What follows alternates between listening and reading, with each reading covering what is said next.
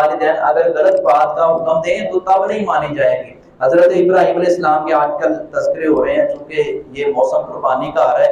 हजरत इब्राहिम अलैहिस्सलाम का बाप उन पर ईमान नहीं लेकर आया, वाज़े तौर पर है, लेकिन हजरत इब्राहिम अलैहिस्सलाम अवगत करते, खूब उनकी खिदमत करते, लेकिन दीन के मामले में उनको कहते रहे कि अब्बा जान ईमान ले आए, ईमान ले आए, नहीं लेकर आए।